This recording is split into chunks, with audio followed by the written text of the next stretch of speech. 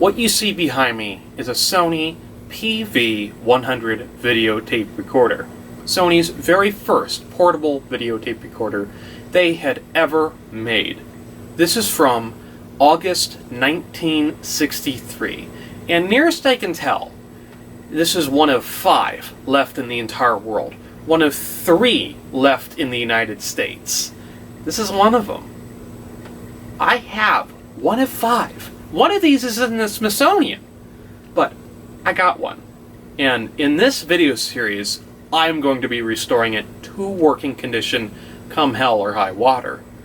Well, hopefully. This is in good shape. It's dirty. Actually, let me clean it up. Come on. It's clean. Well, save for a few scuffs and dings that won't come out, but it's clean now. It looks good. But back to the point, this is a tube hybrid design. It's mostly transistors, but there are tubes. Take this card, for example. It's got a tube on it. This is the motor power amplifier part 1. Well, what's part 2, you may ask? Well, part 2 involves 2 of these tubes. A 6DQ5. 2 of them. This directly couples to the helical head stack. Well, where's the head stack, you may ask? Well, let's open this up. I didn't clean the inside. I'm going to do it later. I'm a little lazy. But here's the head stack. If I pulled this out, it'd be about this high. The sync head is here. The video head is here. I'll put close-ups for you. There's 2 heads here. I don't exactly remember what they do. One's an audio head. One is something to do with video sync. And then there's a full track erase head right here. Pictures for all of this. This is the take-up reel. This is the supply reel. You have 2 tensioners right here, and then rollers. That's pretty much it. Here are those 2 aforementioned, or if I mentioned them. These are the 2 service receipts, basically, service checks. Sync replaced October 4, 1966, and then no video, I believe that's 69. So this was used all the way up until 1969. And here are all the controls. We have record, rewind, forward, or fast forward I should say, play, record, I don't know why there's 2 buttons for record, slow and still, and stop. We have a rotary knob for record current, video level, audio level, motor current, or I'm assuming servo control lock. I have to read the manual, which I do have. An AC line.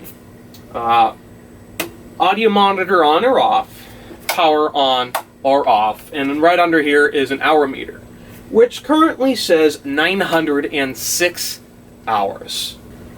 Now, this machine uses 2-inch tape, not quadruplex format, mind you. Quadruplex uses a series of 4 heads. This uses what the inventor called 1.5 head method. But it is 2-inch tape.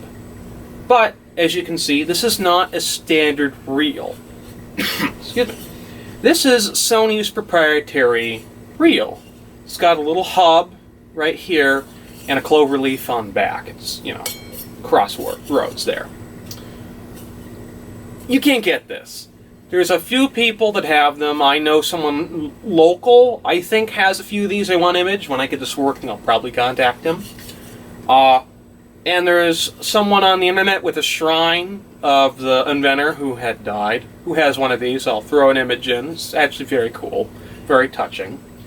And then there's a couple people in Japan that have a working unit that were trying to pull video off of it, and that's another one of them. And then there's also someone in the EU with a partially working unit. I'll throw a clip in and credit and the description. But how it works is that you open it up, all nice and neat, very nice presentation, Sony, very nice. You take off this reel hub, place it on there, lock it down like so, and it's on. Very nice and neat. Copies Ampex, where it's a twist and lock system, and it's on there pretty nicely. I'll give them that. But again, not easy to get. I have my hands on one tape that came with this unit. I have it on, put away nice and neatly. But I have one tape. Thankfully, no sticky shed syndrome. Thank God. But I plan on making some tapes. The tape that I'm going to be using is Ampex. It's high band tape. We'll see how that works. I might have to adjust the bias. We'll see. But on the subject of that, every single one of these boards needs to be recapped. Now, I watch Shango 066. I know nothing needs to be recapped unless it needs to be recapped, but every one of these is an L nut cap. He knows just as well as I do, they suck. And I really don't want to fart around with it. I went on a shopping spree. This is every single component that I will ever need for this. Except the transistors. The transistors are a funny one.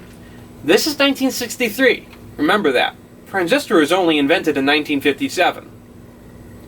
This has some of the earliest transistors I have in my collection. They have two SA5s, I think is the part number. The HFE gain on them is something like 25.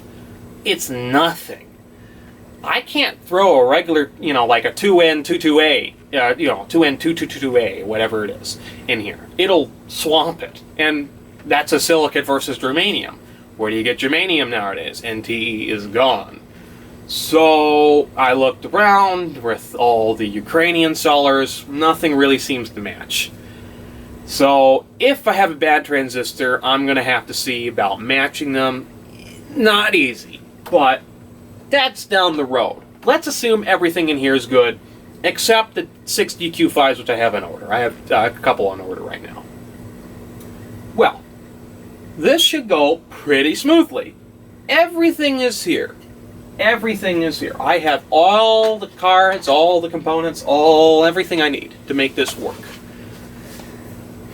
The head stack is a little worrying. It has, the bearings are a little rough. And there's a spot right there where it rubs. It might be the bearings because they're a little rough.